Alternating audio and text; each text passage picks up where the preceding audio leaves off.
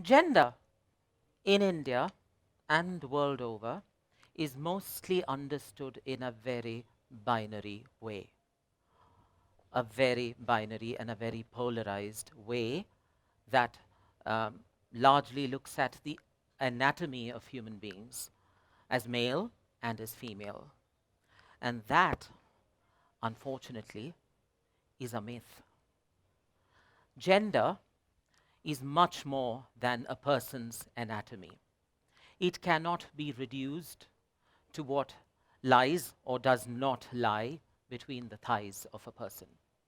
It is how a person identifies himself, herself, or themselves. It is how a person wishes to be identified by society.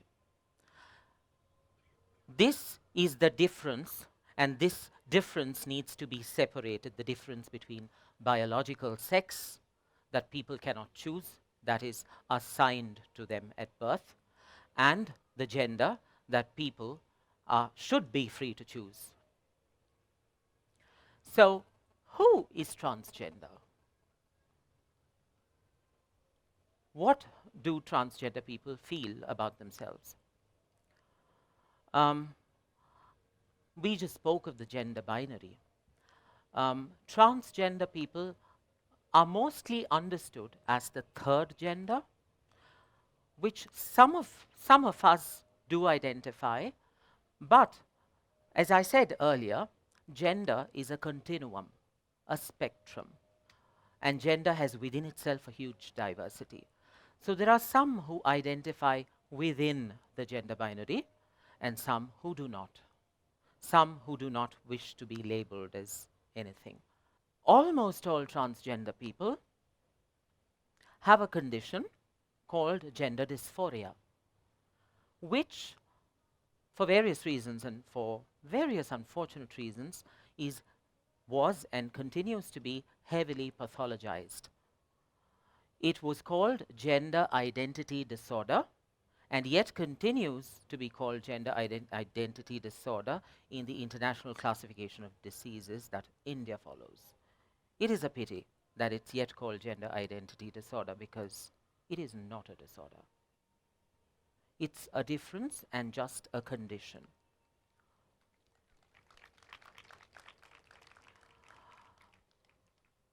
Those of us who clearly identify within the gender binary, and those of us who do not identify within the gender binary, are all transgender. Transgender people could be transgender heterosexual people.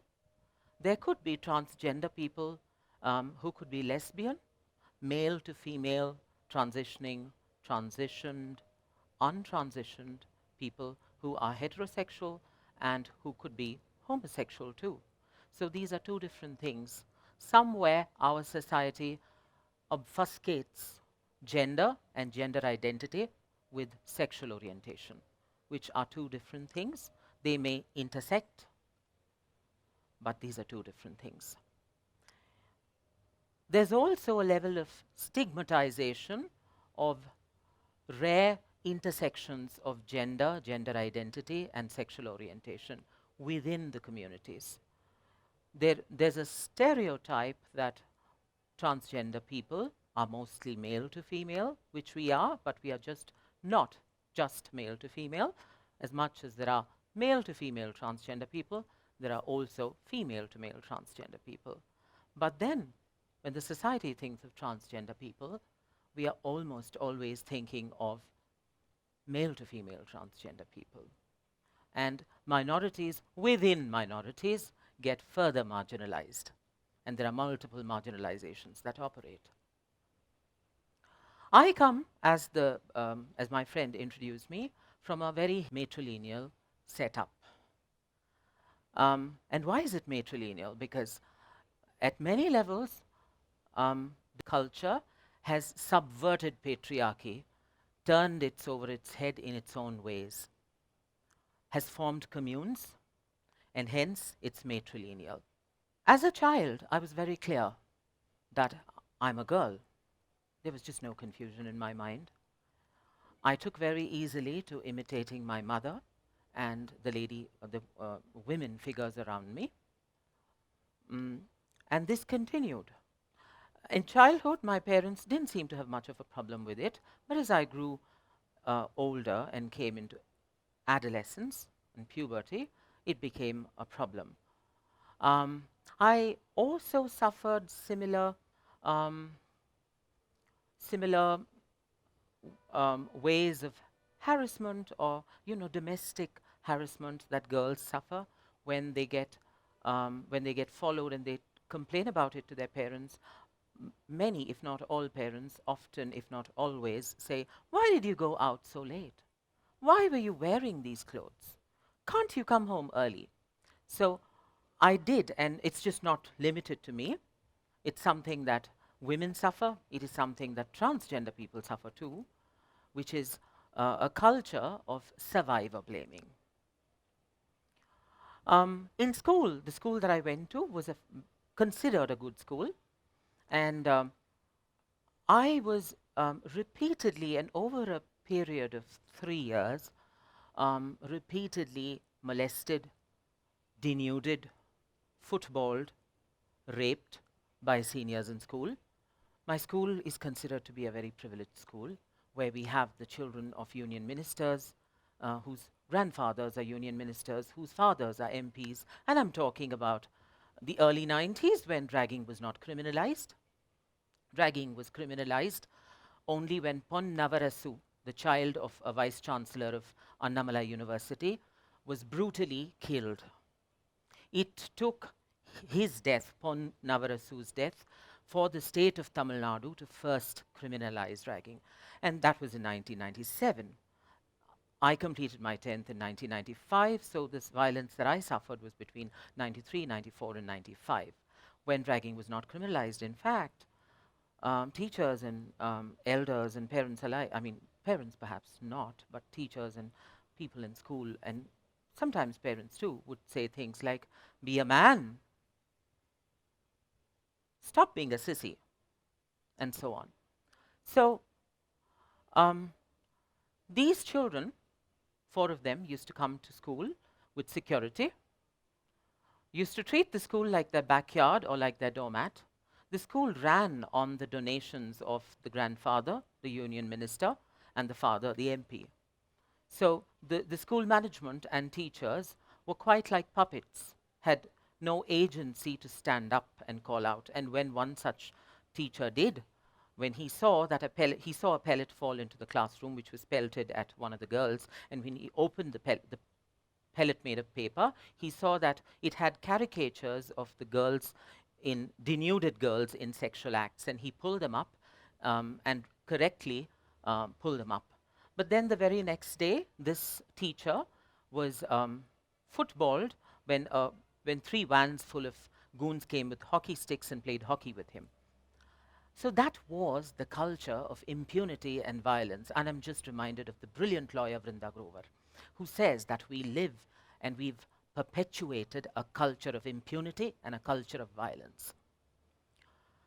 I was told that I should not complain about this. The choicest of expletives and 4-letter words and cuss words were used to silence me. I was footballed, I was denuded, sodomized, and many things happened.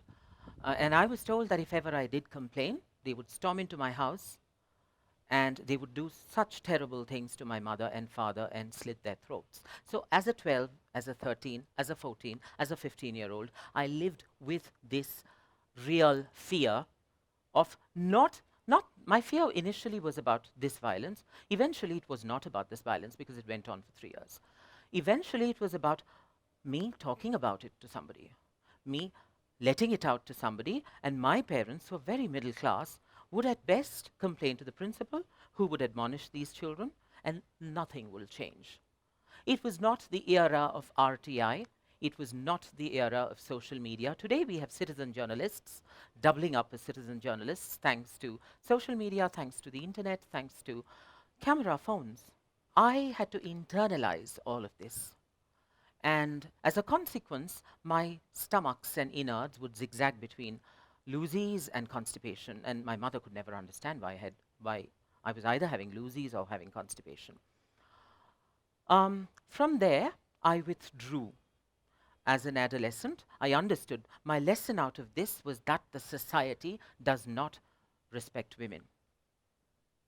And these were not boys who um, were violent with me right from the beginning.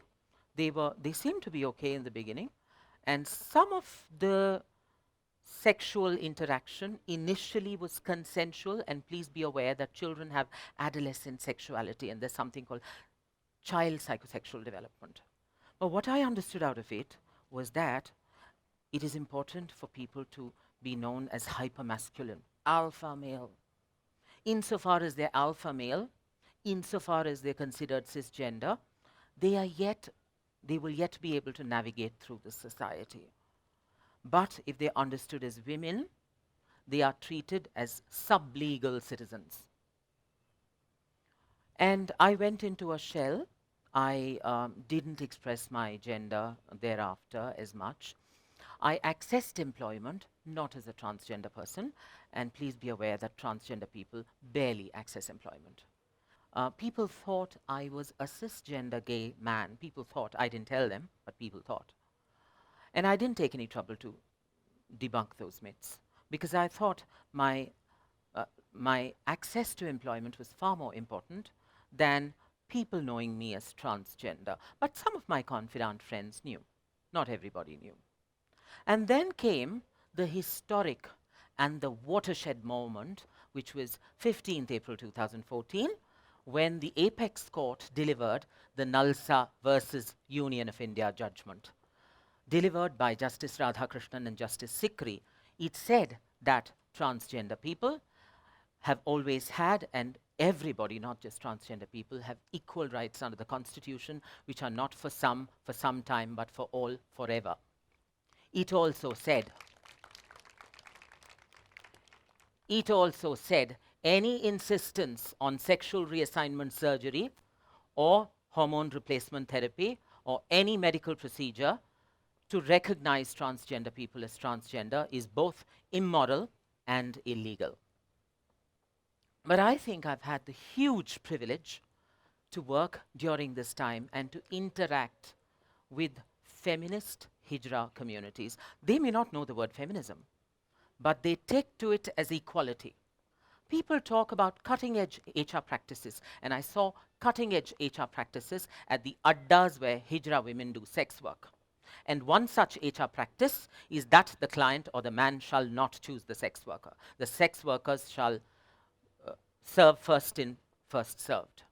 That is because when men choose sex workers, they will end up choosing somebody who's stereotypically considered beautiful, who's fair, who's lean, who's voluptuous perhaps, and people who don't fit into that definition will not get to make money. So, in Hindi, I heard one of the senior Hijra trans women say, "Behan, yahan har kisi ko roti khane ki azadi hai."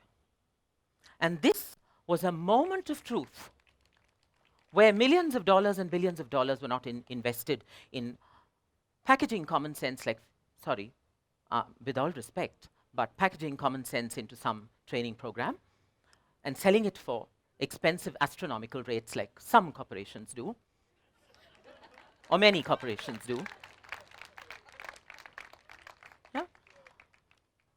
I also wish to take this opportunity to demystify and debunk some myths about transgender people. Myth 1, transgender people are sexual perverts. Well, it is our skewed understanding of sex and the lens through which we look differences that perverts our understanding. It perverts our understanding. Myth 2, transgender people are sex workers and beggars. The third myth, they are not ready. We have certain jobs, and most of them, all of them are not ready for that job. They need to train themselves and come up the learning curve. And who says this? Wall Street giants at the peak and pinnacle of prosperity and profits say this. to communities as transgender people who are living on poverty and subsistence wages of begging and sex work, that they upskill and talent themselves. So it is time, and the theme of this event is time. It is high time. There is no right time. Here's the place, and this is the time. Next myth. Not available. Where are they? We don't find them. We hold job fairs. They don't come. They don't walk in. Don't you see them at traffic signals? Don't you see them in trains? I promise you that you will find graduates and postgraduates among those standing on the road, all dolled up in makeup and doing sex work. And I don't say this because I do not come from a line of jurisprudence that criminalizes sex work. I believe that nobody should have to do sex work. And I don't also think we stand as transgender community all by ourselves. We stand wherever we stand, at whichever place we stand, because the first and the second generation feminists, the Gloria Steinems, the Uma Chakravartis of JNU, the Sharmila Regis, all of them said, stand on our shoulders. They lent us their shoulders, and the women's rights activists lent us their shoulders, and we do not stand all by ourselves entirely. We stand firm on the shoulders lent to us by women and our women sisters.